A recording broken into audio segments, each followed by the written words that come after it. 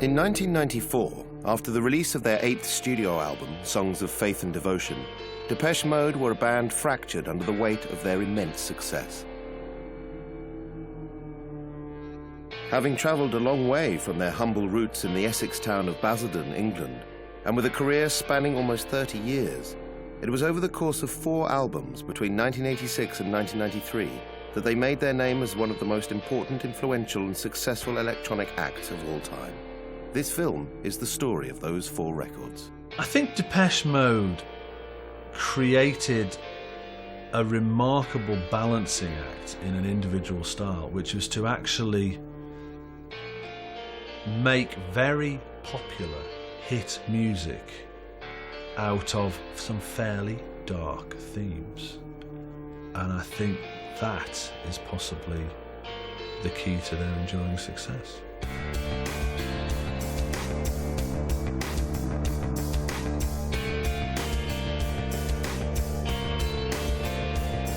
For me, it's the combination of classic songwriting and orchestrated with synthesizers in a really serious way.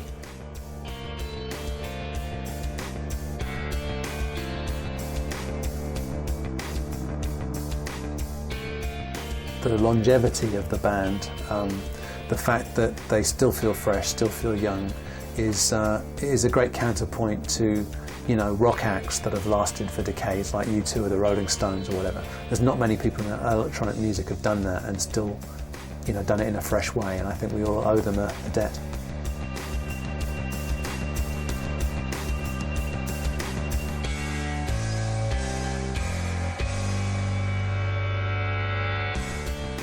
Perhaps it wasn't sort of seen at the outset that they were going to end up that way. Really, 25 years down the line, Depeche Mode are the biggest electronic act the world has ever seen, and probably ever will see.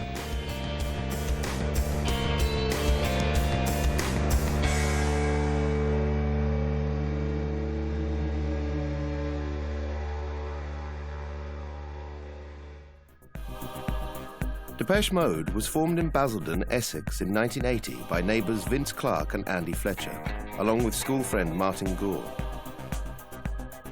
Originally known as Composition of Sound, they played local gigs and at the time appeared a much more conventional act to the one that would achieve such great success.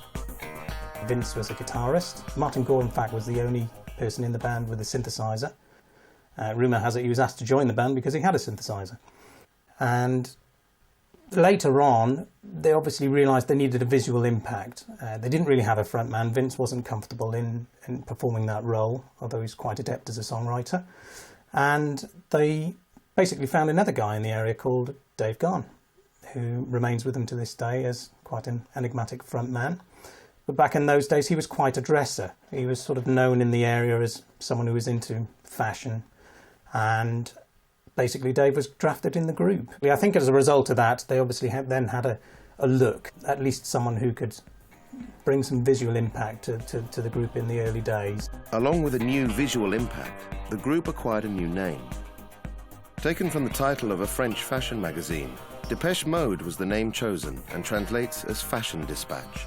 Depeche Mode consisted of 4 band members. They all had their own musical interests. Vince was very influenced by OMD, who'd probably notched their first 2 or 3 hit singles at that time, aware of the early Human League, Kraftwerk as well, so there was the electronic side of things. Dave Gahan was probably more from a kind of rock background, the kind of music he was listening to. Martin Gore also. Fletcher, or Andy Fletcher that is, the sort of silent 4th member of Depeche Mode, he was a heavy metaller. Deep Purple were his thing. So yeah, there's a lot of influences coming in. The influence of electronic music was most significant for Depeche Mode. The beginning of the 1980s had seen an explosion of new wave acts, many of whom embraced the style and potential of the electronic sound. An offshoot from the new wave was the new romantic movement, who added a more commercially accessible flavour, along with the fashions that were prominent on the club scene, although the use of electronic instruments and experimentation was not something new. Electronic music had long been on the fringes of the mainstream. Brought to the fore by such acts as Tangerine Dream and Kraftwerk during the early 1970s, the electronic approach provided an alternate route for new groups to the guitar-based sound of the time. Mid to late 70s, I suppose the people like Kraftwerk were beginning to become quite well known by then. David Bowie had done some of his more grandiose, low-type electronic things, so it was moving out of the realms of the prog rock people that had been doing it for a while. Keyboards had been a part of certain classes of music, rock music and that, for quite some time, but it had always been this background thing with guitar getting all the guitarists and vocalists getting all the accolades and the shapes, really. And then with Kraftwerk, it began to become a little bit more. The instrument itself started to become an instrument in its own right, I suppose. The 1970s was a period of great change in electronic music. The most important thing about the 1970s was that synthesizers, as they were the electronic instruments that musicians could use, started to change from being huge cabinets, and basically you'd need an articulated lorry to move these huge Moog synthesizers, into much smaller devices called modular synthesizers, which you could actually pick up and carry in a suitcase. Now, no longer did you have these great big modular things of 1,000 cables linking all these little boxes together that went in and out and did all that. You had a mini Moog now, and a few other things all beginning to come into one cute little box, and you could just sit there and not really know what you're doing and make these amazing sounds. But in the early days, synthesizers were very, very primitive, and you could really make one note at a time. And tape recorders were primitive. I had a 2-track tape recorder, so I had to program one sound and then rewind it and program the second sound and ping-pong them together. So it's very laborious, and you couldn't really afford to make mistakes because you could never go back and unravel them later. In a way, that was what made electronic music so interesting in those days, was it was so rarefied. There were only a handful of us doing it, and every time you twiddled a knob, you felt like you were pioneering, breaking new ground. It was so exciting. It was so exciting to be a part of something which felt genuinely new. I'm not saying that it hadn't come before, because obviously it had. You had your Kraftwerks and people like that before, but it felt like it was beginning. It felt like a new generation of young people were beginning to grab it and see the potential. Amongst the many members of this new generation was a duo from Liverpool who would come to be known as Orchestral Manoeuvres in the Dark. Their involvement with the electronic sound would unwittingly have a profound effect on the eventual direction of Depeche Mode. Like most teenagers of my generation, I guess, and the ones before and several of the ones after, I was interested in doing something different. I did not wish to repeat what had come before. Just after my 16th birthday, I had heard Autobahn on the radio. That was the catalyst, that was the key. I heard this and I thought, it's catchy, it's attractive, but it's constructed in a completely different way. And I just went, that is what I want to do.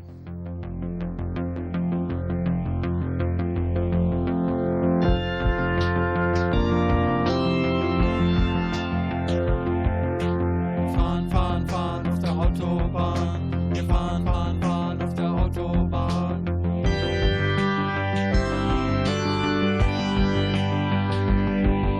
Wir fahren, fahren, fahren auf der Autobahn. Wir fahren, fahren, fahren auf der Autobahn.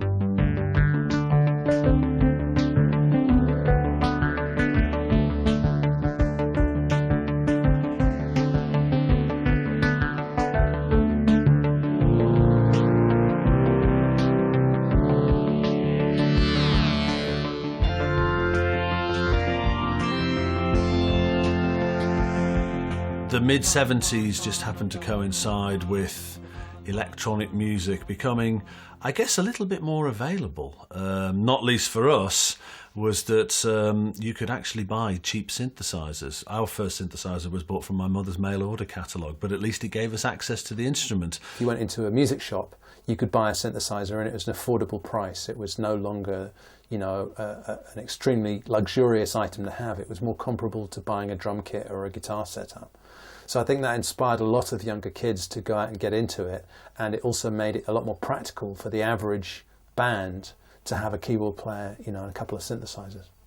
Utilising the affordability of the new technology, several bands started to form with electronic music in mind, and although underground, the scene slowly began to build. The electronic music scene, as far as I was concerned, when I come along, there wasn't one really. Not something that I was aware of. I mean, I got into it, but I'd say by accident, because I went to a studio to make a punk album, and there's a synthesizer there. I never even seen a real one before, so I didn't really know that there was a scene as such going on. Then I found out about Ultravox, obviously, and then I found out about Human League, but all in different cities. So it seemed as if there were little groups of people in different cities around the UK that were kind of doing it in isolation. More and more of the underground electronic bands started to have pop hits and get recognition that way. You had people like the Human League and Soft Cell and so on who had come out of the underground electronic scene, Throbbing Gristle and Cabaret Voltaire and so on, who weren't as successful, but you'd see somebody on top of the pops using entirely synthesizers. You see Gary Newman up there, you know, using all synthesizers.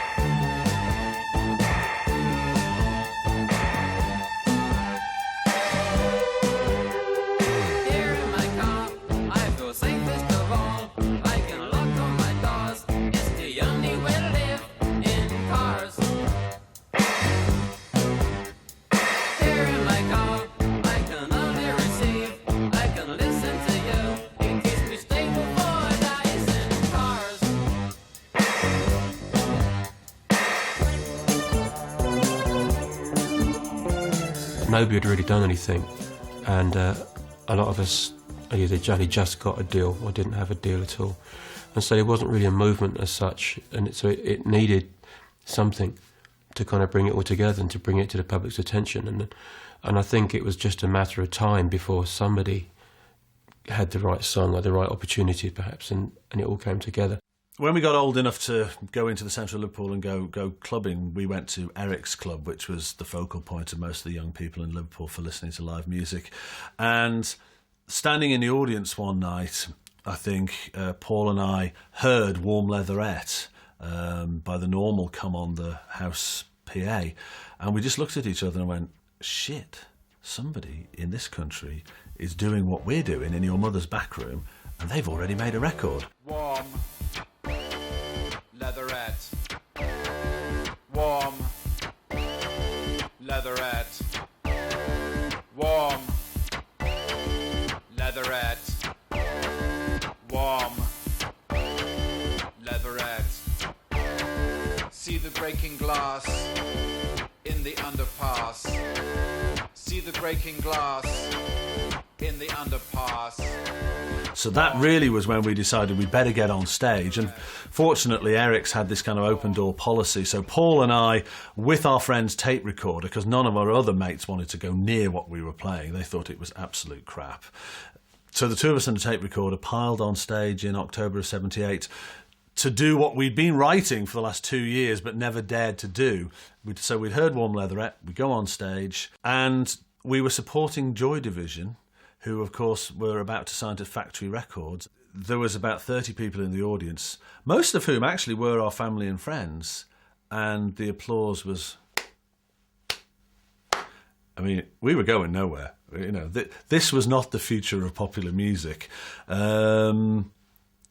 It certainly didn't seem so at the time anyway, but incredibly, there was a couple of people who did seem to think there was something there. We were offered more gigs at Eric's, we were offered to make a record with Factory Records, and obviously Tony Wilson from Factory was actually the first person who heard our music and said, this is the future of popular music. And we were like, fuck off, it's experimental. But it turned out he was right.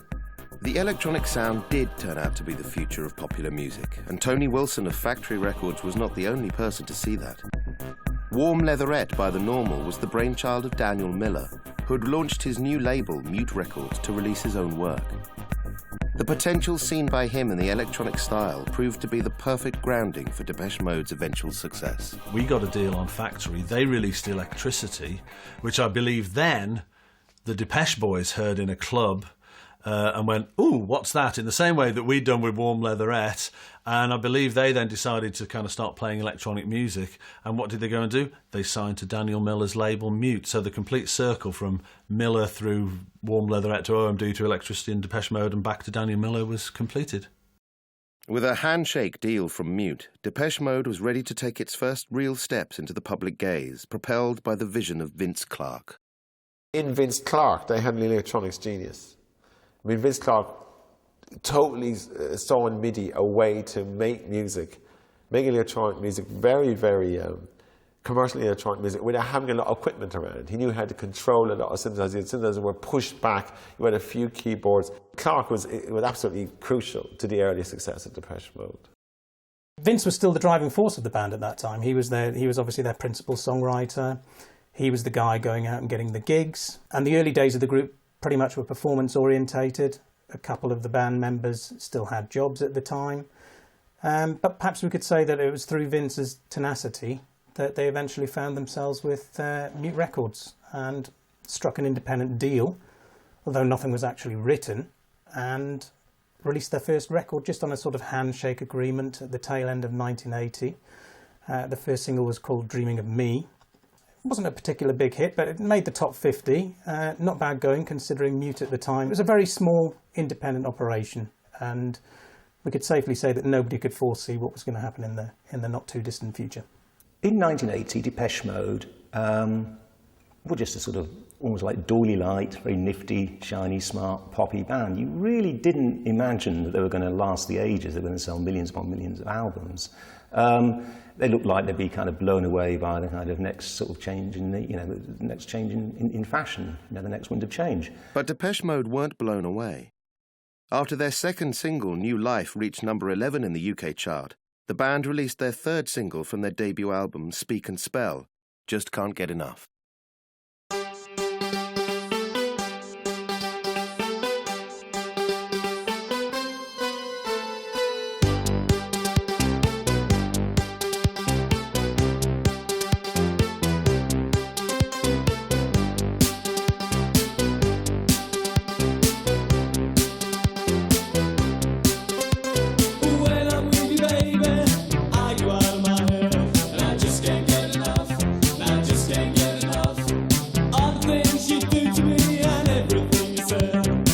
I Just Can't Get Enough is actually an excellent single. It's undoubtedly very, very lightweight. It's very much of its time, and yet it has endured as a kind of a school disco staple, whatever. But it's still very, very listenable and still very much played today. Thematically, it's just about itself. It's just about pop appetite. It's shiny. It's catchy. It's infectious. It's absolutely perfect.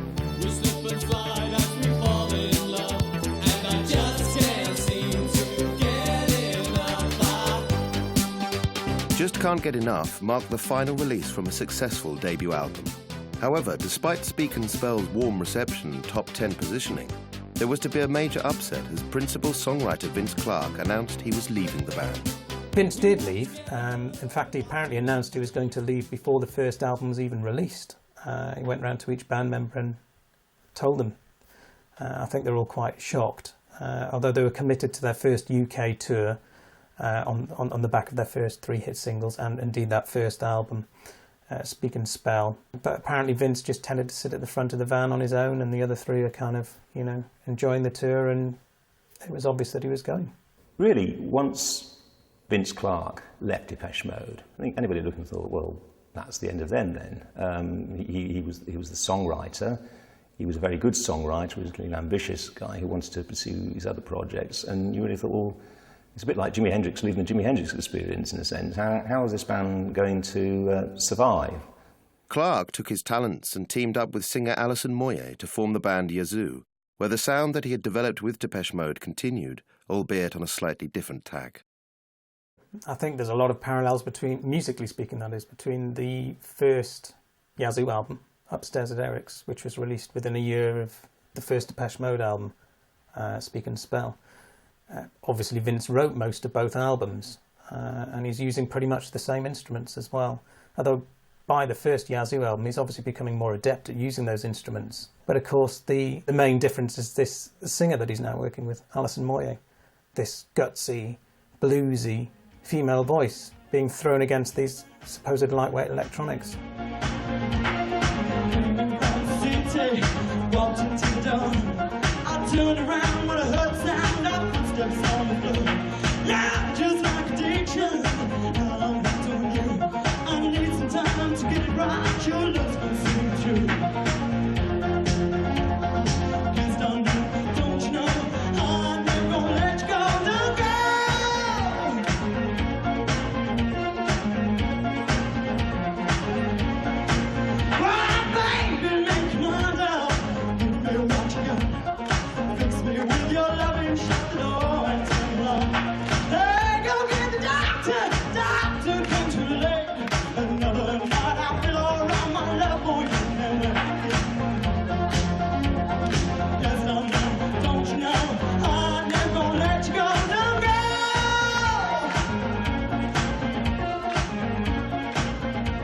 Face of it, Yazoo appeared a much stronger act musically than perhaps Depeche did with their difficult second album. Had Vince Clarke persisted with Depeche Mode, I don't think that their career would have had the sort of length and trajectory that it eventually did.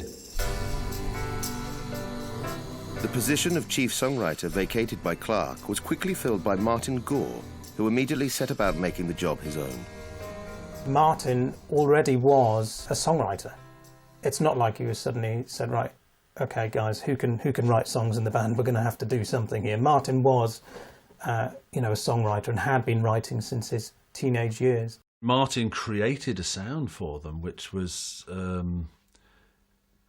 very distinctive. And if you think about it, for him to take over the reins from Vince, because I mean, effectively Vince was the main man in the first band, and for him to just walk and take his more light pop sound with him, and then Martin had to bring in this other sound, and probably struggled to begin with to find his own sound. But I think Martin brought that more kind of dark, sinister S&M kind of vibe to the whole thing.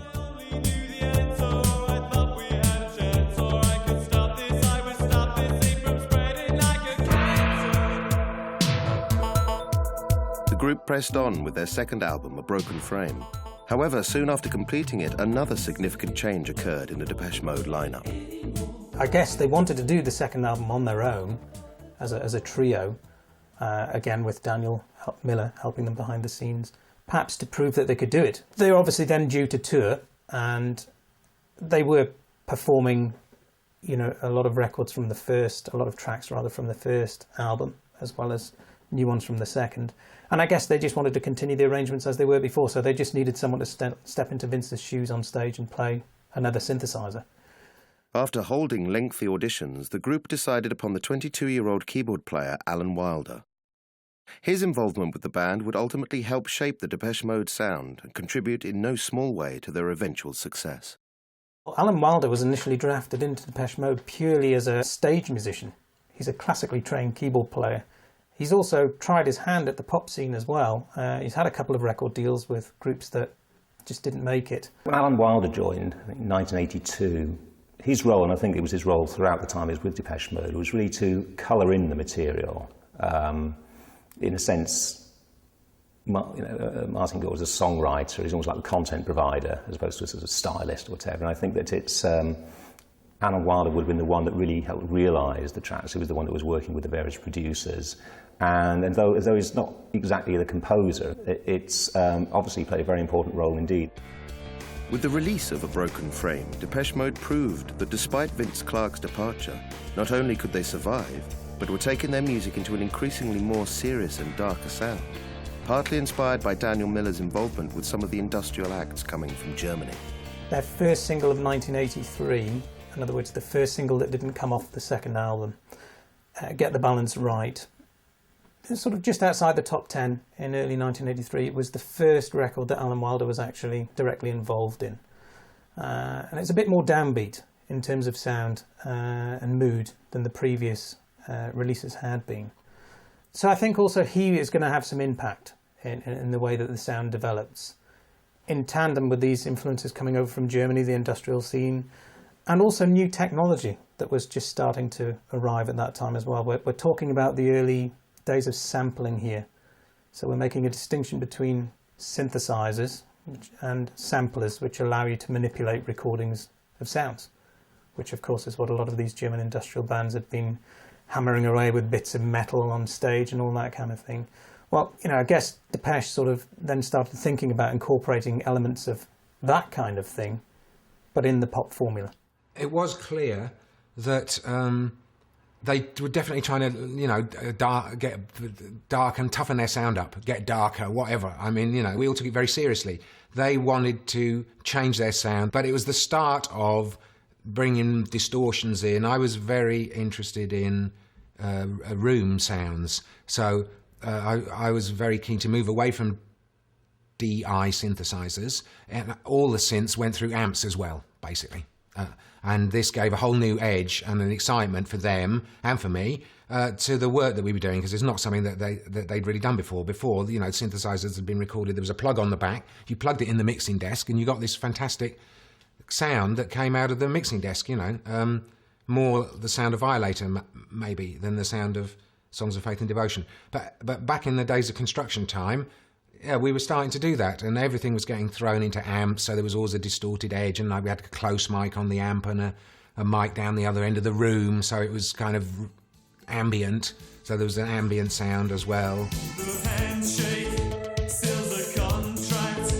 From the contract, there's no turning back. The turning point of a career, in Korea, being insincere. The holiday was fun packed. The contract still intact. Grabbing hands, grab all they can, all for themselves after all. The grabbing hands, grab all they can, all for themselves after all. It's a competitive world. Everything counts in large amounts. It was a very natural kind of fusion of ideas. But somehow there was a shared vision. Whereas now, of course, we would all meet and probably discuss what we wanted to do. Then we kind of just met in the studio and started recording. But somehow it clicked. Depeche Mode's change in sound reflected the continuing development of electronic music within the 1980s. Still battling against the expectations of the old guard of music that based their sounds in live instruments, acts that predominantly utilized synthesizers and sampling were constantly looking for new ways to break through into the mainstream. During the course of the 80s, I think electronic music evolved quite quickly, even within the context of pop music.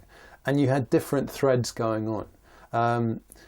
Synthesizers were very unhip at the beginning of the 80s in the sort of, you know, harder rocking scene, and certainly in the dance scene. There'd been a very strong reaction to disco, and disco, if you remember at the end, you know, you had Donna Summer and Giorgio Moroder using synthesizers and those sort of octave bass lines and electronic snare drums and things in dance music, and that was very, very unhip for much of the 90s, for much of the 80s, until the point actually when New Order did Blue Monday and that era of their stuff, because up to that point they'd been viewed as a sort of indie guitar band, and suddenly they went all the way back to those Donna Summer bass lines and you know, Roland SH-101 synthesizers and things like that.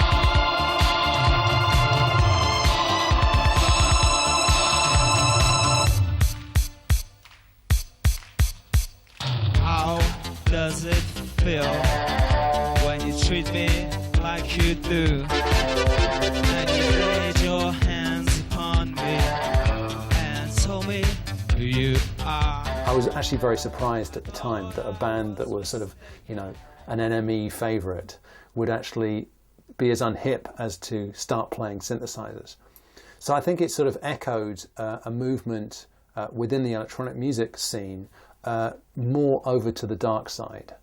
And that sort of cheerful, hoppity kind of quirkiness of just can't get enough, you know, started to give way to the darker stuff that Depeche were starting to do. It was a radical change really to their sound, and I think it was very risky and actually very daring on their part, because they were running the risk of you know, blowing off their core audience. You know, when you become successful and then you take a bit of a detour with the music, you do risk losing everything.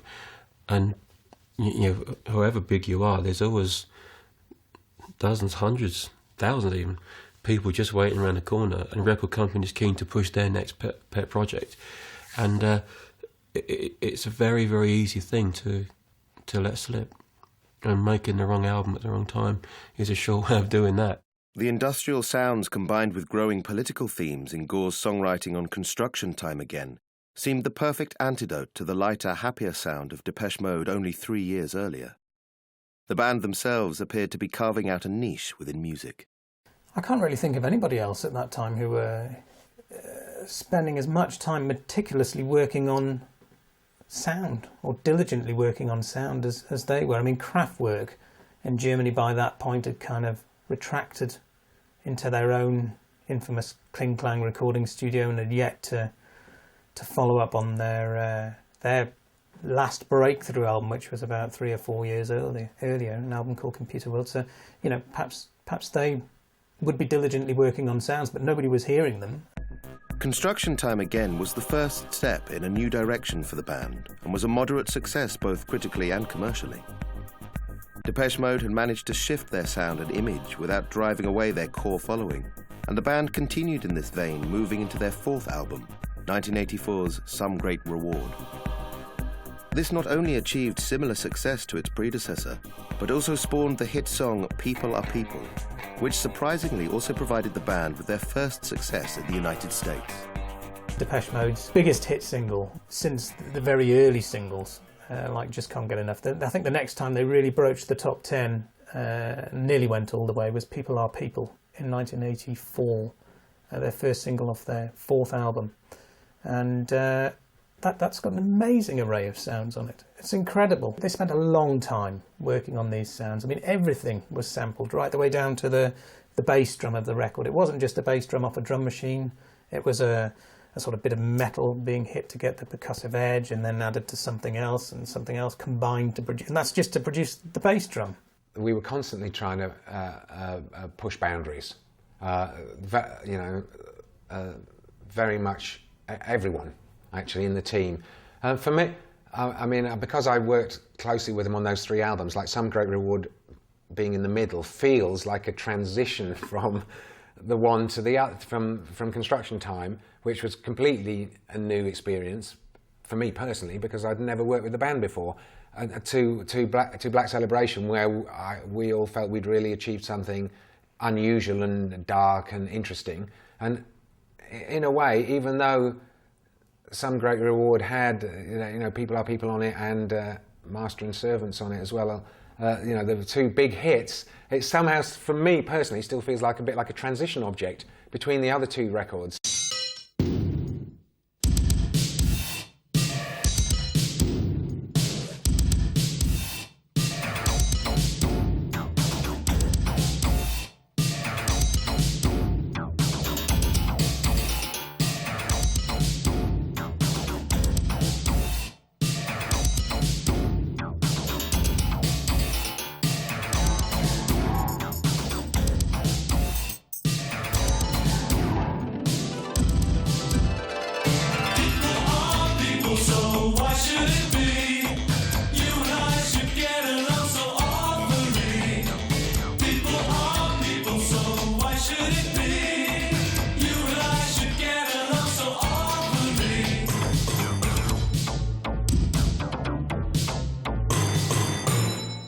Around about 84, a very interesting thing happens. America which really, in theory, would be very hard for a band, or impossible for a band like Depeche Mode to break America, because in the American music scene, the left and the right has this, it's hung up on ideas about authenticity and realness, and this usually means guitars and tradition, and unstylish men in tight white t-shirts or whatever, the Springsteen stereotype, or then there are also things like the disco sucks movement. There's a kind of visceral loathing of all things electronic, as representing effeminacy and inauthenticity. And then overcome Depeche Mode, along with a few other bands. There's unlikely British invasion, and there's even people like a flock of seagulls who, for some reason, gained traction in America, of all places. So I suppose it wasn't just Depeche Mode at that point, but that was the sort of point at which they do get this first rather unlikely foothold. The success of People Are People in the United States provided the band with a good foundation on which they strongly intended to build upon. The change in the band's style and sound, along with the influence of Daniel Miller and the addition of Alan Wilder to the group, had built steadily, and now the band were ready for a new album, the first in a meteoric 4-album rise to the top. They'd released an album every year, from 1981, 1982, 1983, 1984, and then 1985 they didn't actually record an album. I think it was a period of sort of stepping back a little bit and what do we do next? And as it was, they did come out with a 5th album 6 years down the line, in Black Celebration, which really was a continuation of what they began with, Some Great Reward. It still was a very sort of industrial sounding album. Black Celebration came out in 1986, and by that point, certainly in terms of the whole world of synthpop, things have reached a rather interesting point. By this point, that's the same year that Kraftwerk released Electric Cafe, which was effectively their last album. Their work was done by then. They kind of sort of laid down the entire sort of grid. And by this point, you've got groups like New Order, Eurythmics, the Pet Shop Boys. So synthpop is no longer this kind of slightly kind of quirky, faddish option the way it was a few years earlier. It's now pretty much the element. And so Depeche Mode were very much at that point, they were in their element. They'd gone back to Berlin with the same team as before, Daniel Miller, Gareth Jones, and they'd recorded at Hansa recording studios. But they'd really kind of, the idea this time was that they were going to sort of live and work together, as it were, continuously. Daniel Miller, the record company boss and co-producer of the album, had a vision to live the album, he described it as. He said, right, I propose that we live the album, which means we're going to meet every day from the start of the album recording until it's finished, and we're not going to do anything else. And everyone thought, oh, that's a good idea, let's do that. He didn't lay the...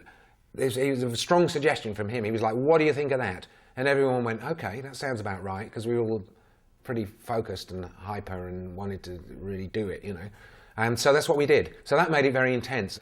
And it had enormous influence on the claustrophobic nature of the achievement.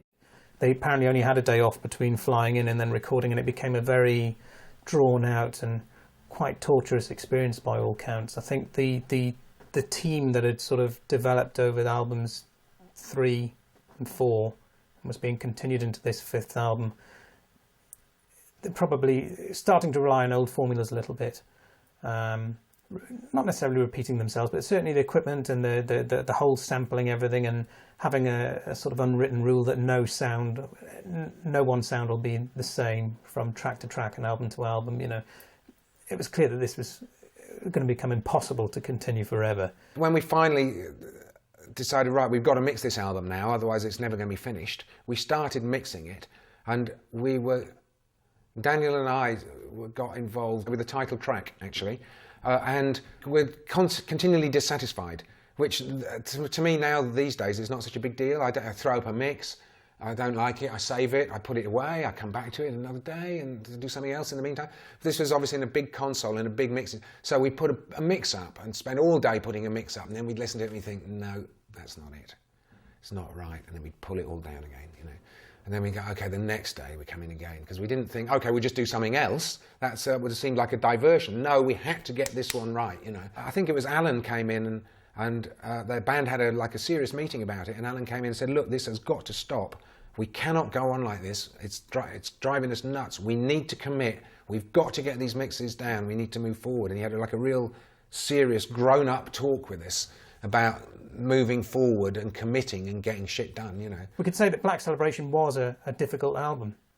Still produced some hit singles, most notably Stripped, which again, a bit like People Are People, to listen to even today, you know, contains an amazing array of sounds. I mean, just even in the opening 30 seconds we listen to, you know, a motorbike engine sort of turning over very slowly in a rhythmical way, and then you hear a car engine start up before you get a sort of ominous drone, and then, you know, the song sort of starts. You know, even in that first 30 seconds, you can imagine it would have taken ages to put that kind of thing together. The motorbike and the Porsche engine starting up and everything, it's all like you know, Dave's car and whoever's, I can't remember who the bike belonged to, but it was all piece. It had kind of industrial. The fact that the throbbing motor runs all the way through it underneath gave it a real industrial grounding in a kind of a really literal way. The basic rhythm of the track is inspired by the throbbing of the engine, which is an internal combustion engine slowed down.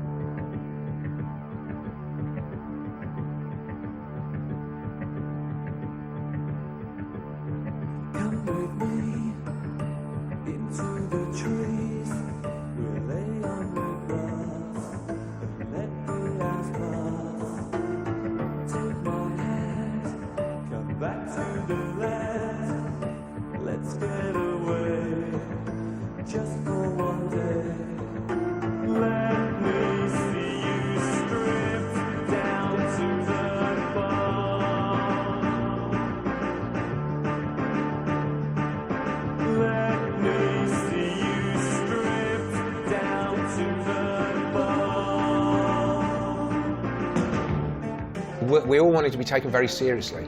We didn't want to be thought of as kind of a throwaway pop band. And when we did Stripped, we were all very pleased with the dark nature of it. Stripped is perhaps a classic example of Depeche Mode trying to be as un-Depeche Mode-like as possible, and that perhaps being the key to their success. He's got some very strange lines, you know, stripped down to the bone. Is rather an odd idea, almost like slightly beyond the sort of sexual. And then there's this feeling that you would expect Depeche Mode to be kind of pro the city, pro the metropolis or whatever.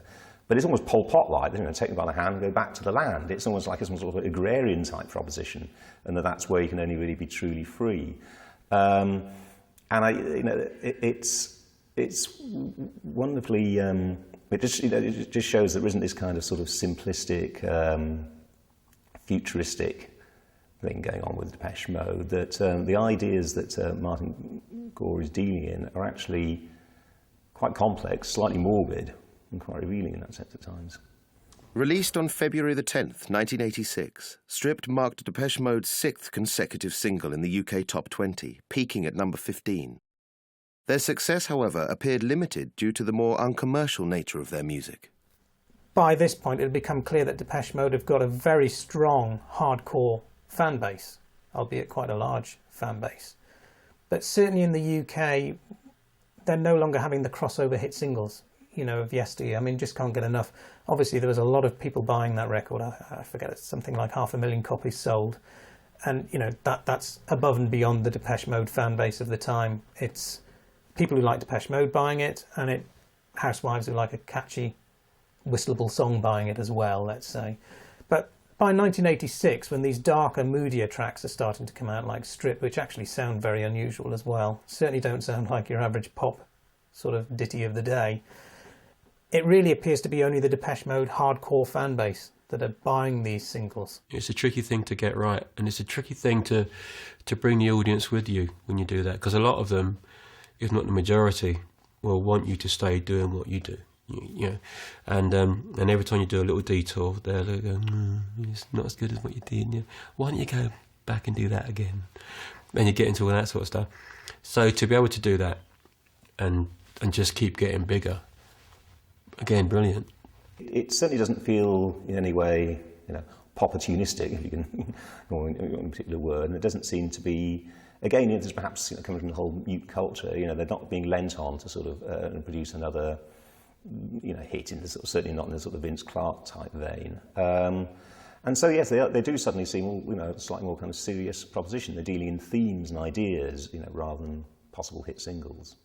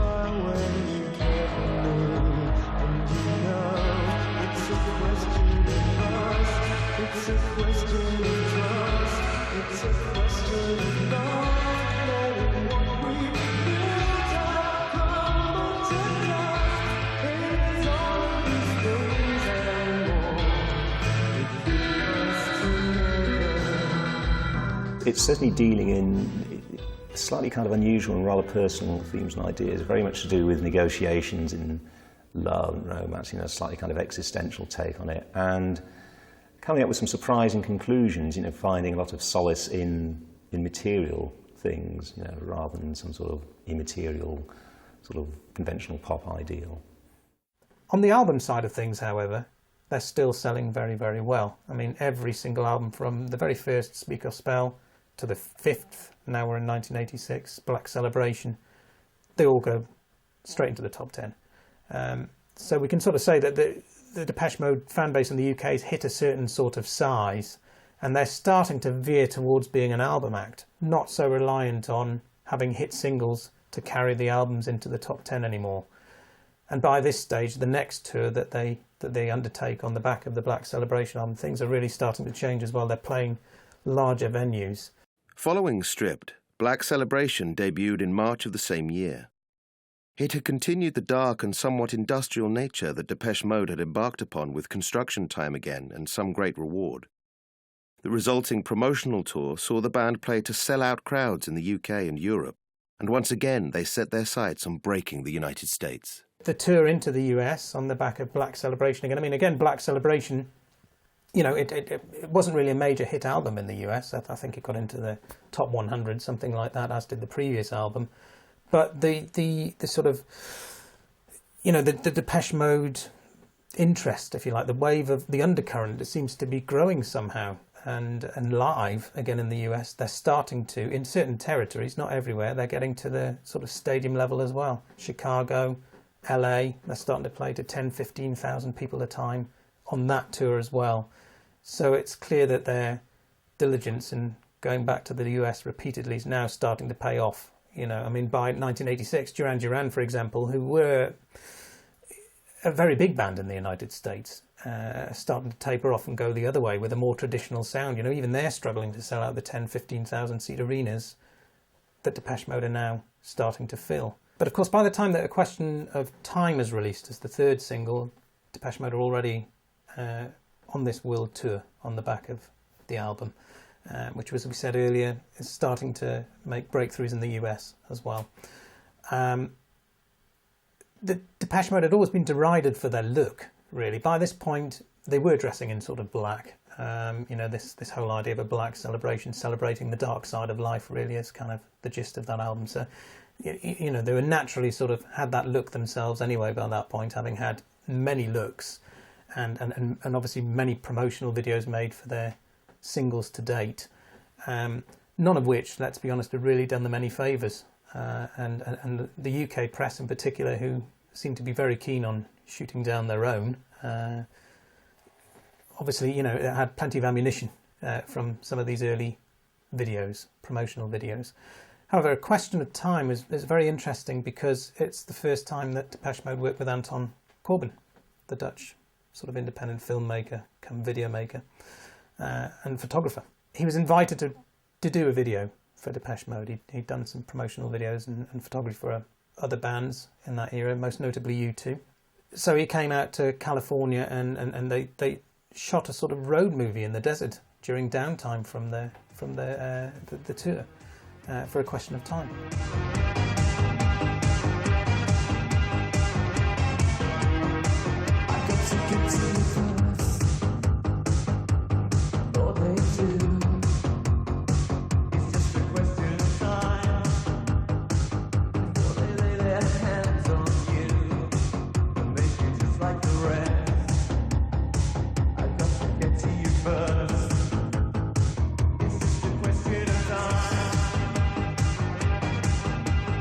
Grainy sort of footage, and you know, these guys dressed in black, and interesting sort of scenery in the Joshua Tree National Park in the background, that kind of thing, and it really worked well. It's quite a driving sort of track, A Question of Time, and it could be argued that it's the first time perhaps that, you know, the image and the music were really starting to tie together to produce something stronger. In the USA in the middle of the 80s, because radio was still very much stuck in the sort of rock and roll years, in order to have a hit with something different, you needed to have a great video. And MTV was still very influential in those days. They were still showing music videos. And if you had a successful music video, hit people would stay home on a Saturday night to watch MTV instead of going out to a nightclub. And so radio ultimately was affected by what was successful on MTV. So I think for Depeche, when they started working with Anton Corbijn, which is a great move, I mean, a great combination really of you know, his visual aesthetic with the new darker music that they were doing. People stood up and took notice of their videos. You know, they're very different, very stylish.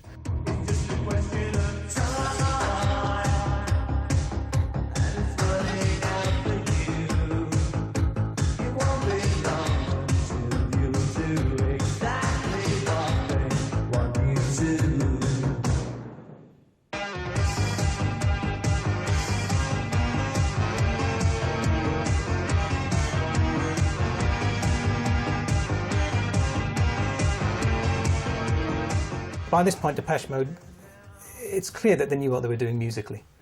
But visually, there was something lacking, and Anton really, you know, brought that together with that first video that they did together. And on the back of that, become a lot more involved with the group in future, both in terms of more videos, later down the line, album sleeves, and perhaps even stage design. Anton's obviously got many talents, and I'm an amateur photographer, but one of the things that really strikes me about what Anton does, Anton can take a photograph of an ugly bloke like me and make me look really cool, and that is great. That is such a great talent, you know, because especially for a rock band or band, I mean, bands want to look cool. Most bands, I mean, bands who take themselves seriously want to look cool, you know, and Anton can just do that so well. Black Celebration reached number 4 in the UK album chart and signified that Depeche Mode was still as popular as they had ever been. The band were finally starting to be taken more seriously. With Depeche Mode, there is certainly in the UK, I think that the very early Speak and Spell period still gets there's a lot of airplay. For some people, actually finds what they're about. A lot of people still see them as, like, you know, the class of 80, 81. There's a whole kind of school disco type section of Depeche Mode that you got in this country. But of course, elsewhere, there's a generation that got into a little bit later on, for whom they actually do represent something actually more, you know, darker, more substantial, more serious. So I think the overall view was that they were maturing, and certainly moving on from, let's say, the more teeny bop style and image that they began with merely 5 years ago.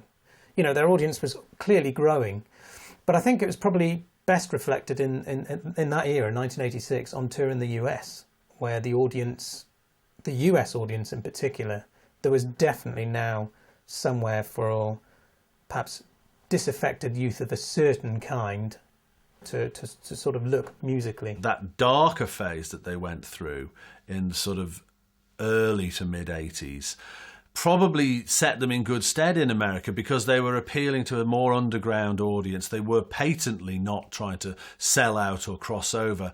And also there was there was the beginning of the kind of gothic thing. You know, kids were starting to want to wear, you know, not tight black leather pants, but the sort of more gothic look, and you know, there was the makeup coming and the black hair and that whole gothic thing.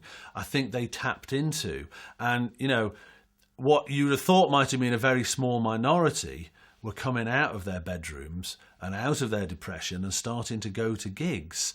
As the dust settled from the Black Celebration tour, Depeche Mode returned to the studio looking to capitalise on their success in the United States.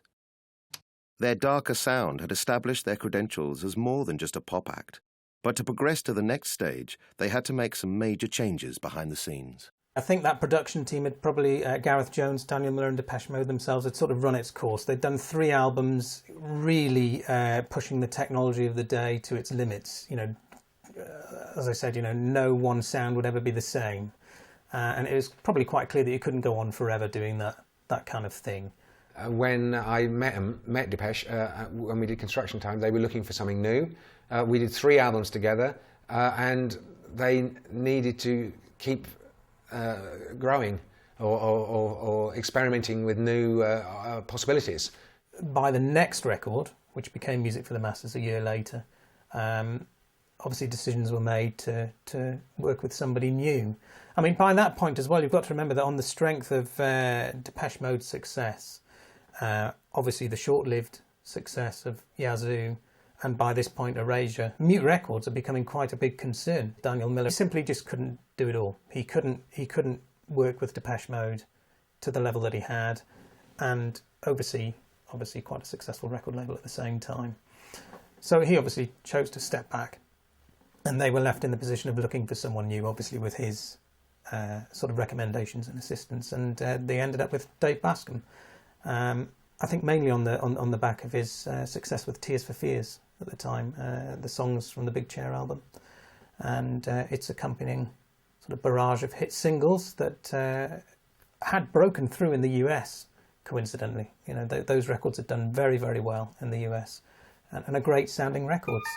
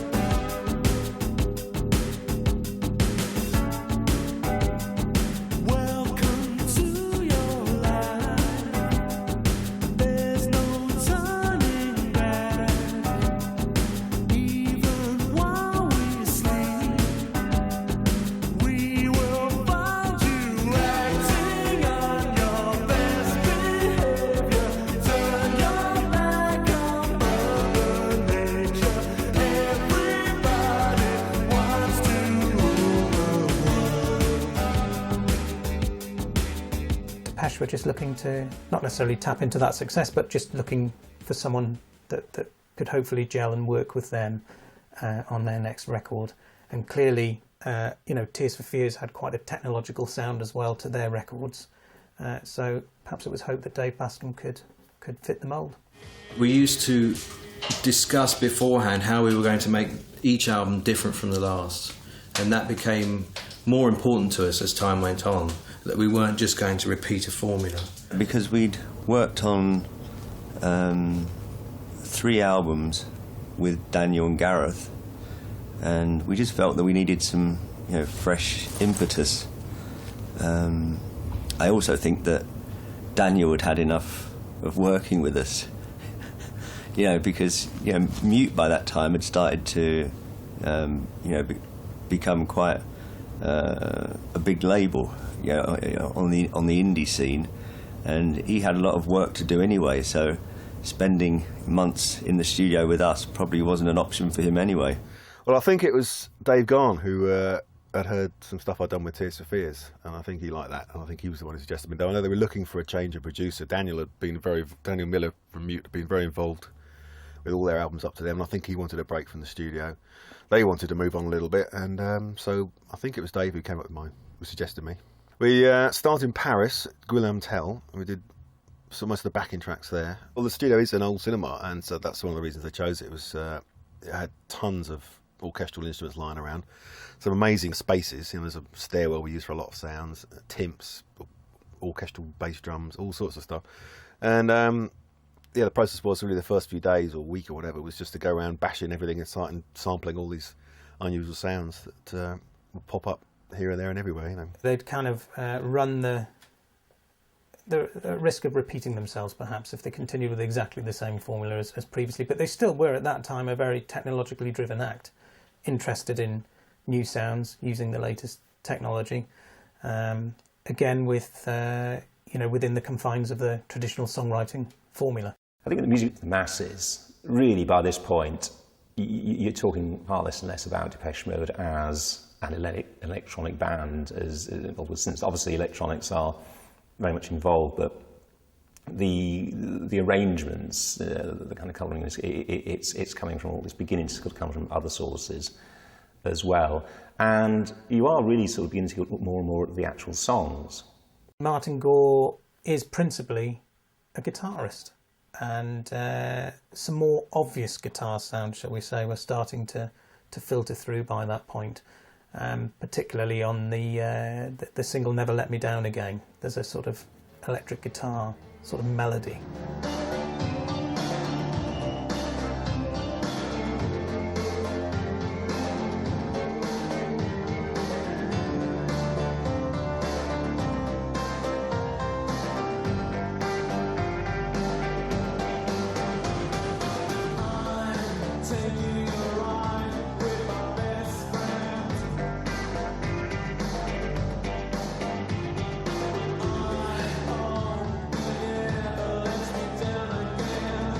I mean, Never Let Me Down is more what I think of as classic Martin, because he's just got these fantastic, very simple sounding melodies and chord progressions. It just seems to nail it, you know. I mean, it's just same as Personal Jesus or those other tracks where, you know, it's just great songwriting.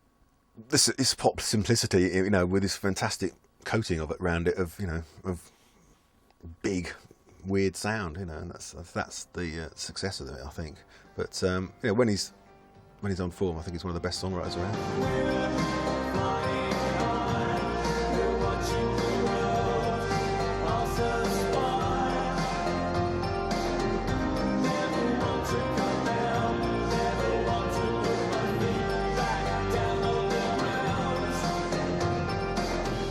Gore's songs were the framework of the Depeche Mode sound, yet Alan Wilder's influence provided the flesh, and this had become even more prominent by the time of Music for the Masses. Alan Wilder was involved in heavily involved in the arrangements of the Music for the Masses album. He's the guy, effectively, who took at that time Martin Gore's recorded demos for an album and effectively turned it into what we hear. Alan's incredibly talented musician. He's obviously the most musically trained out of all of them. So, and I think he's probably had the most patience and vision in the studio. As I say, Martin really wasn't interested in that particular side of it. Dave would be quite involved, but obviously Dave's focus is obviously the singing and an overview. Alan was pretty much doing the everyday, you know, stuff with me. Just every part would be layered up with, you know, 2 or 3 different sounds. So it was quite a painstaking thing, and Alan was very, you know, had a good vision for all that sort of stuff. A good demonstration of Wilder's talents came in the form of Music for the Masses' first single, Strange Love, released 5 months prior to the album. Strange love, strange life and strange love, strange love, that's how my love goes, strange love.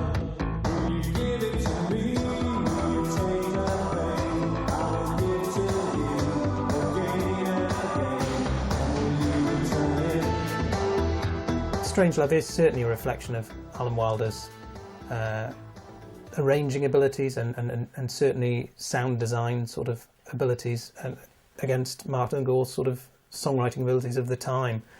It's quite an unusual song, though, because there's no real chorus to it as such. So, again, Gore's sort of moving further away from the sort of tried and tested pop formula as to what a single can actually be. Well, the demo had a kind of faster pace, and then we ended up using 2 bass lines, a combination of 2 bass lines and that.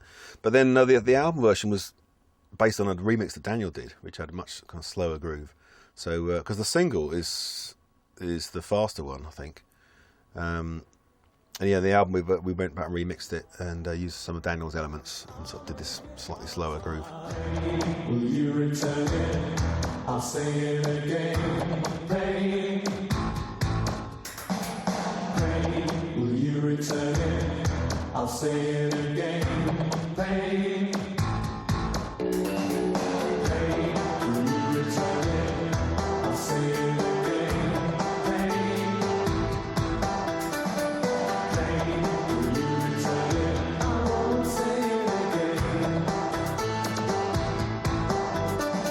It is a hit single in the UK, but it's the same sort of trajectory as before. You know, quickly goes into the sort of mid reaches of the chart and then plummets away again. While the album that it came from sells in ever greater quantities.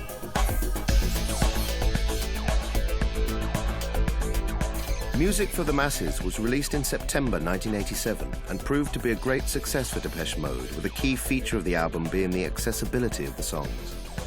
The album was a big hit in Europe, and having already flirted with success in the United States, it was on the following promotional tour that the band really had their achievements recognised. The Music for the Masses tour, on the face of it in Europe, was pretty much on a par with the tour that supported Black Celebration. The difference really happened in the United States. Things had started getting to another level in the US. I think Depeche possibly followed the U2 model, which was just go out there and play and play and play, and go round and build it up through college radio, small gigs, word of mouth. By just playing live constantly and backwards and forwards and backwards and forwards and building up a genuine core of hardcore support.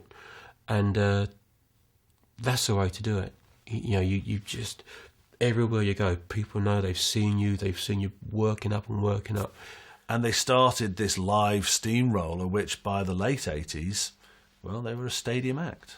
In a surprising and audacious move, Depeche Mode announced that they would conclude the Music for the Masses tour by playing a show at the Rose Bowl Stadium in Pasadena. Despite the growing support for the band, it was still a gamble, especially for an electronic act. I think Alan has a specially prepared speech for us. I do, yeah. Good morning. We want to say good morning to all our fans listening and watching this morning, and we'd like to announce that as a special final concert to our world tour, on Saturday, June the 18th, we'll be playing a concert for the masses here at the Rose Bowl, Pasadena. It represented sort of the zenith of the conquest of California and increasingly the rest of North America by Depeche Mode, their sound, and the tour that they did for Music of the Masses, basically followed the infection of the K-rock factor across North America to all of the different radio formats and different radio stations. And I think they fed off each other. I think each new city that they got to had just sort of got the bug of the K-rock format, had hit different cities. And so it was very clear that by the time they got to the Rose Bowl, which is the biggest gig that they'd ever done, and really the biggest electronic music gig, that had ever happened, it was going to be a big celebration. It was going to be a kind of Woodstock for that electronic K-rock sound.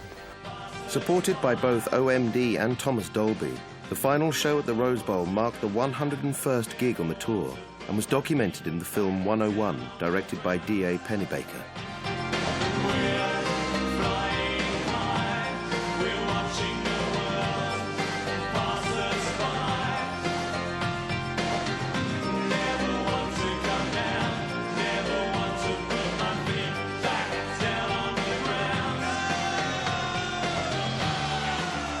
Despite often being overlooked or derided in their own country, Depeche Mode had finally arrived on a global stage.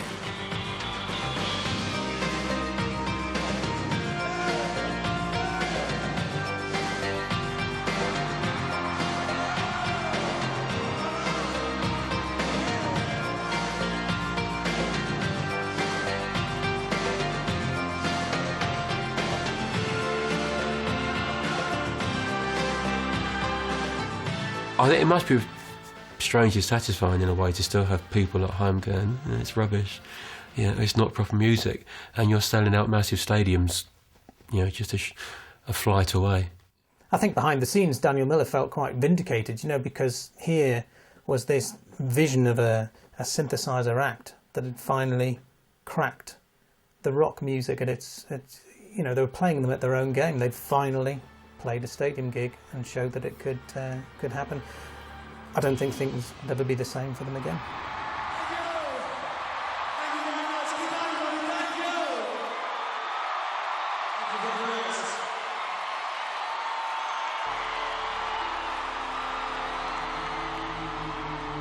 For Depeche Mode, things would never be the same again. The success of music for the masses had catapulted the band into the upper echelons of music aristocracy. But it wasn't until 1990 that the world would hear another Depeche Mode album. Violator would see a new production team brought in, with producer Flood replacing Dave Bascombe. Reach out, touch space.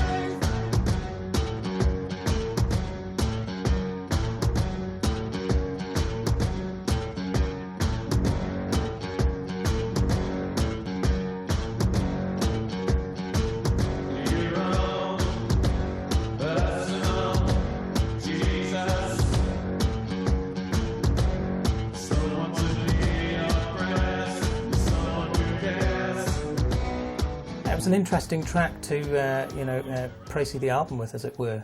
Perhaps not the most obvious choice as a single, but on the face of it, guitar led, which was perhaps quite a bold move for a band that prior to that were dominated by synthesizers, and perhaps a reflection of the kind of music that Martin Gore himself is perhaps influenced by and enjoys. It's one of their strongest lyrics. It's in terms of, and you get the impression that they've probably sort of been listening to a lot of televangelists or whatever. It's very unresolved. It's very slightly kind of creepy. It's very awkward. Who is this guy called himself Jesus? It's almost like back to the nature of relationships, and despite all the kind of like the ridiculous over the top assurances of the narrator in this song that. How easy it might be to end up in a relationship with somebody that's potentially very unreliable or potentially very domineering. On the face of it, the band sounded like perhaps a more conventional band on the strength of this dominating guitar.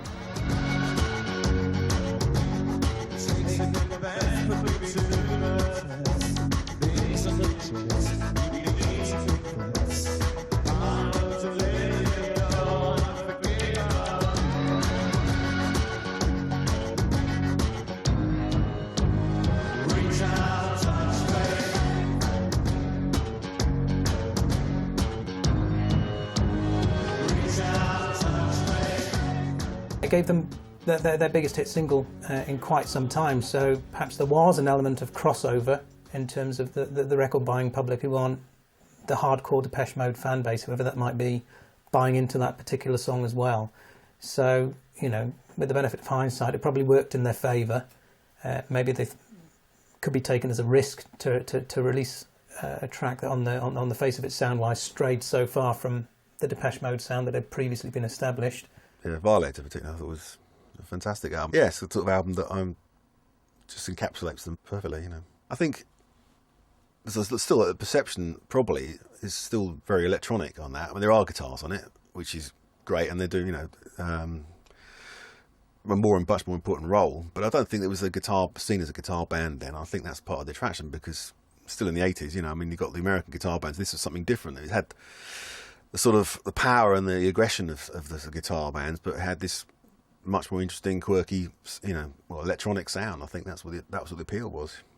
It was the first sort of, I suppose it's the first big example of that sort of techno rock thing, which now a lot of people are doing, but that was probably the first big breakthrough, I guess. I think the step forward that Depeche took with Violator, I could sum up in one thing, and that was the guitar riff from Enjoy the Silence. Personal Jesus maybe come out before, still a somewhat familiar sound because it was that glitter beat, so it was natural to have a guitar in there. But the arpeggios, the intervals of the guitar riff in Enjoy the Silence was something very, very different. And I think that took their sound to a new place.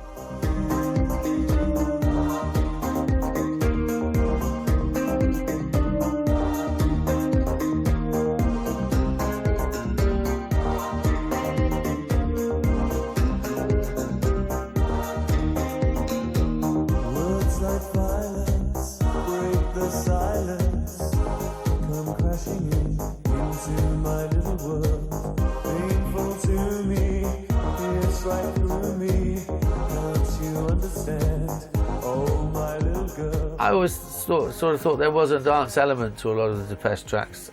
Anyway, I think. But I can see the Flood influence that in there. I mean, especially because I know at the end of the first chorus there's a classic sort of drum break, which brings in a very electronic sort of analog feel to it all, you know. And I can see that as a major Flood influence. Enjoy the Silence might just be, in a sense, the quintessential Depeche Mode track, possibly their best. On the one hand, it's a classic illustration of how Depeche Mode weren't really innovators. I mean, you look at that track, you could significantly reduce it to two parts. The verse is very, very similar to the Human League's Life on Your Own, and then the whole chorus line just sounds very, very reminiscent of New Order. But they've mixed two things. They've come up with something that's kind of, also from a musical point of view, very, very memorable indeed. It feels somehow very much Depeche Mode's own. To me, for my personal taste, and maybe just off the back of spending time with them on the tour and then seeing what they went on to do next, I just think the Violator album is a stunning piece of work. And when, you know, Enjoy the Silence came out, I was just like, oh, fuck, that's good.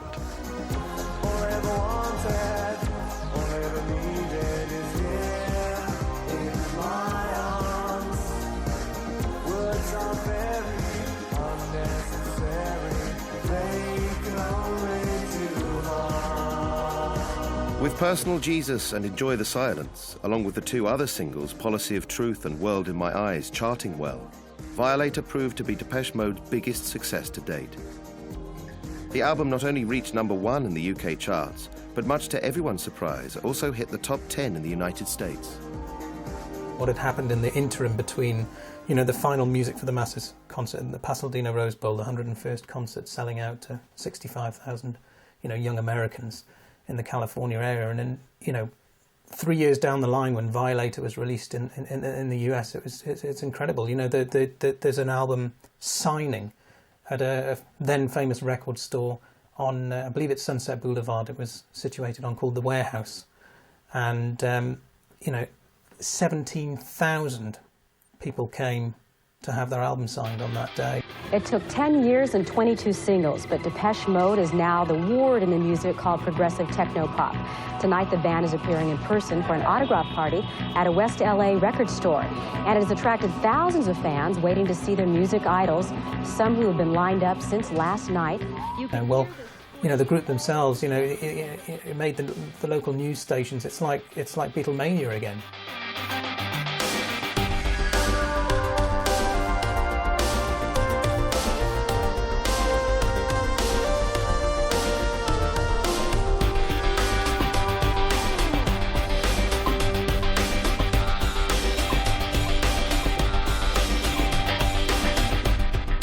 There was concerns that the glass was going to break in on the store and the band had to be rushed out earlier and all this kind of thing, you know. And I mean, later, when it was being reported on the news, you know, they sort of held a press conference, and, you know, Alan Wilder sort of said something along the lines of they couldn't have hoped for better publicity, and it wasn't even planned. It wasn't really a riot, let's get it straight. I mean, there were a lot of people. It's not what I call a riot. There wasn't any violence involved. A couple of people did get hurt, unfortunately, but basically all the fans that were there were very well behaved. It was, yeah, right, Chelsea on a Saturday afternoon. Now that's a riot. Something was obviously happening in the US in particular. Clearly that sort of, you know, that high of the previous tour wasn't just a one-off. It was going to continue at this next touring level. Let me take you on a trip around the world and back, and you won't have to move, just sit still. The World Violation Tour saw Depeche Mode play to their success both in Europe and the United States, with multiple nights sold-out stadium shows. Let me show you the world in my eyes. The highest highs had heaped pressure on the band, and it was to take its toll when they returned from tour, causing a 3-year hiatus before their next album. The guys are getting a little bit older now. You know, they have families. They've got their own lives outside of the band. So again, there's another extended break between, you know, coming off tour with Violator and beginning to think about recording a follow-up album that would become Songs of Faith and Devotion. But I think the main a change that had occurred at that time was Dave Gahan himself. You know, he's quite dissatisfied with his own life, it seemed, went through a divorce, left a young family, and literally ran to the Hollywood Hills, it seems, to sort of live the life of a archetypical rock star. Gahan's situation had exposed him to the sounds that were coming from the American rock scene in the early 90s, with bands such as Nirvana and Jane's Addiction capturing the public's attention.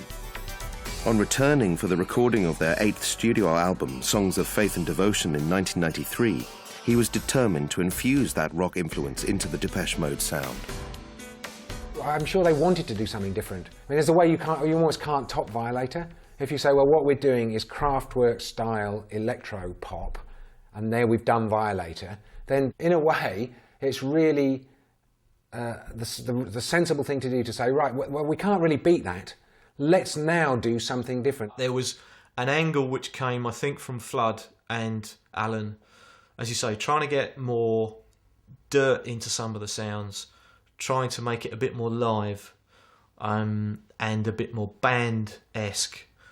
And then, of course, there was Martin's demos and Martin's direction, which is a slightly kind of a cleaner direction.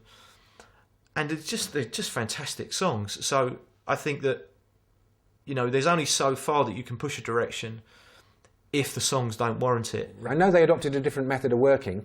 I know Alan specifically requested, Alan Wilder specifically requested for Songs of Faith and Devotion that Martin's demos be really stripped down so that the imagination could run wider.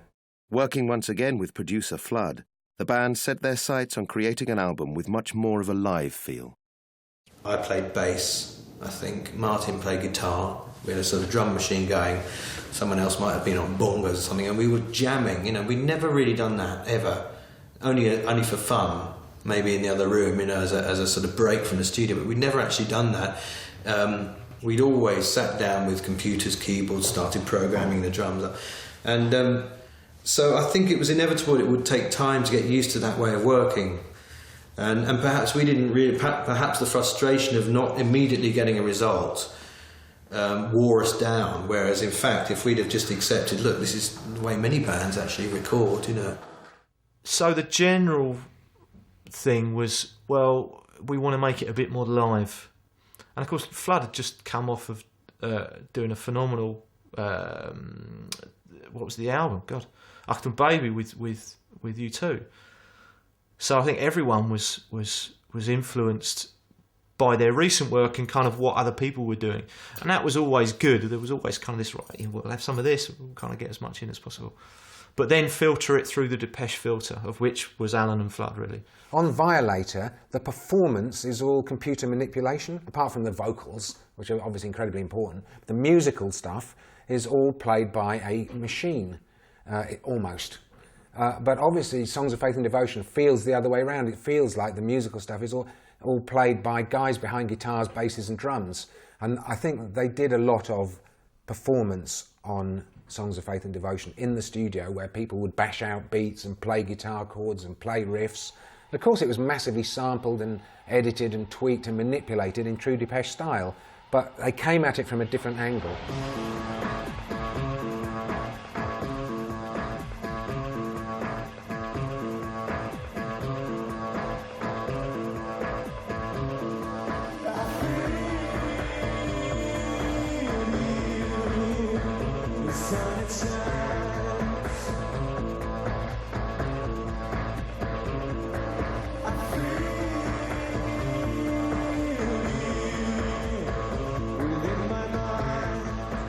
Nature of the guitar riff, I think, led the direction of the track, because you couldn't have the song without the guitar riff.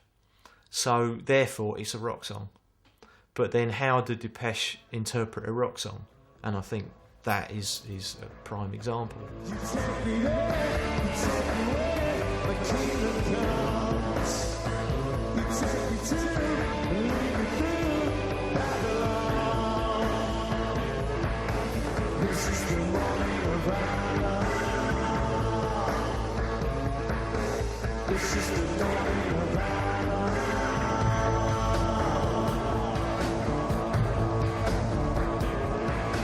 of Living and recording together in Madrid, it was clear from the beginning that the band members were struggling to pull together, especially now under immense pressure to follow the massive success of their previous album.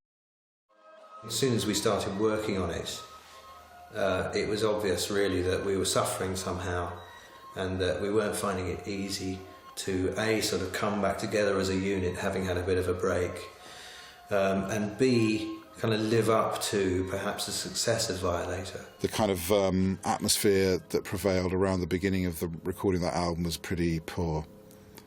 And I think the band were they had the songs and they were really searching for direction and were getting nowhere fast.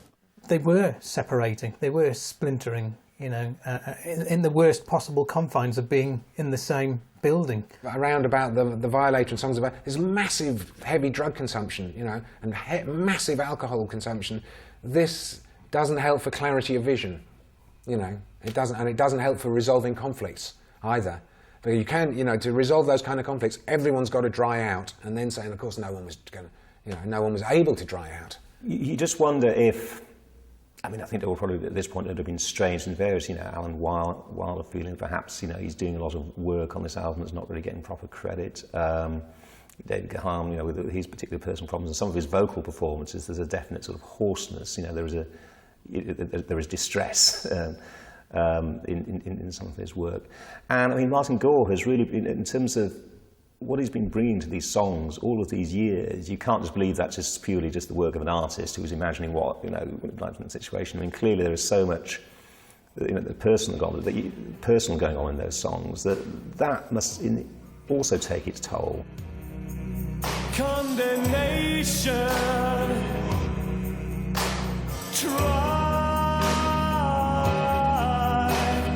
Here on the stand with the book in my hand, truth on my side, accusations, lies. Hand me my sentence, I'll show no repentance, I'll suffer with pride. Condemnation has a sort of gospel feel to it, you know, and by Depeche Mode standards, it's quite sparse, the arrangement. I mean, it appears to be sort of piano-led, you know. Okay, you've got this sort of slow rhythm with it, but you've got this sort of gospel-type multi-track vocals going on in the background. Martin's a big gospel fan, and the melody itself and the lyrics. And I can't even remember how the idea came up, but basically the desk that we had a full studio, flew it out to Spain, and the desk came in a wooden box. And downstairs was this massive garage, and it was cavernous kind of garage, and all the gear was down there, and the idea was like, well, why don't we try and recreate a gospel feel? So there's like myself, the four guys in the band, Daryl, who was this band's assistant. Downstairs, we go on the tape machine upstairs, ran downstairs, and we're banging on these wooden boxes, and came up with a rhythm that was then sampled. And I mean, so many, you know, great ideas that started out as like, well, you know, that's never going to work. And then it's pushed through the mincer that is the Depeche way. And you get something that's completely individual. It's great. It's giving Dave Gahan's lead vocal space to breathe, or at least that, as far as Depeche Mode listeners are concerned, it's perhaps one of the few tracks that are really up to that point had allowed his voice to really shine through. And obviously he himself must have been in a very dark place at that time. The whole substance abuse, his life is sort of very different to as it had been in previous Depeche Mode recording sessions. And I guess he probably felt also that the lyrical content of a lot of those songs sort of applied to him. In terms of him as a personality, I mean, he's lived the life and the depth of experience which enables him to sing those sorts of lyrics and basically put the persona into them. If for honesty you want apologies, I don't sympathize.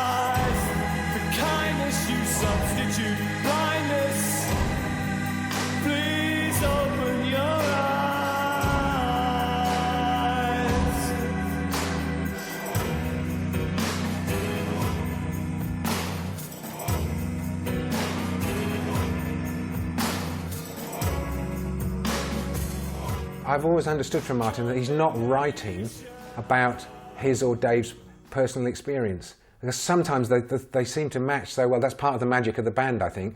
Even where Martin writes a song that Dave sings, that you think, well, that's just perfect. It must have been. And obviously he writes. He knows that he writes, but the way that Martin describes his songwriting to me is as if it's like a spirit takes him over, and it just a creative thing flows through him, and he's a channel for a piece of songwriting. He doesn't really know how he's done it. Despite its many problems, Songs of Faith and Devotion arrived on the shelves in March 1993 and became an instant hit, reaching #1 in both the UK and the United States, as well as drawing widespread critical acclaim. I would say about the things that put me through, the pain I've been subjected to, but the Lord himself forward blush. The canvas piece laid at my feet, forbidden fruits for me to eat, but I think your pulse would start to rush. Genius. Best Depeche Mode album ever. And I love lots of them, but that one, head and shoulders for me, above all of them. Still, I'll get goosebumps. Even now, when was it? 16 years ago, whatever it was. And when I hear it live, I get really protective about it as well. When they do it live, if they don't do it quite the way it was in the album, I get really upset. Oh, no, you didn't do that line. And I love it, absolutely love it. It came out at a time when my own creative thing was at an all-time low, and I just churned out, no, it's an absolute piece of shit.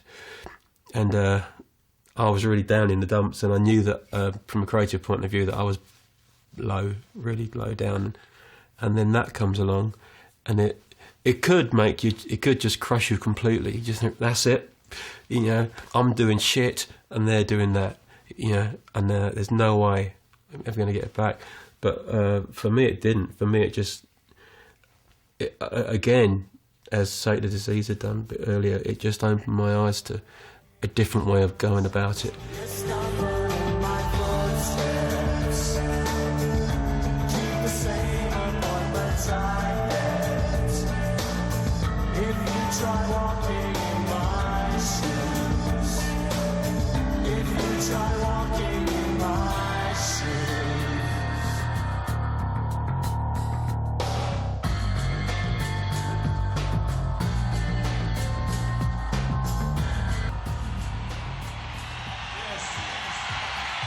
To support the release of Songs of Faith and Devotion, Depeche Mode embarked on the Devotional Tour. Complete with a stage set specially designed by long-term collaborator Anton Corbijn, the band were truly at the top of their profession.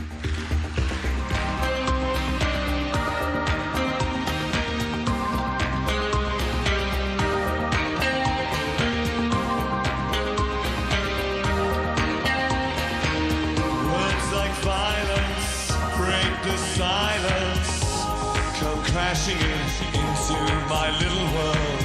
Painful to me, pierce right through me. Can't you understand? Oh, my little girl. All I ever wanted, all I ever needed is here in my arms.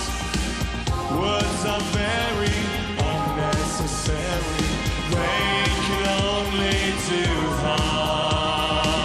Oh yeah!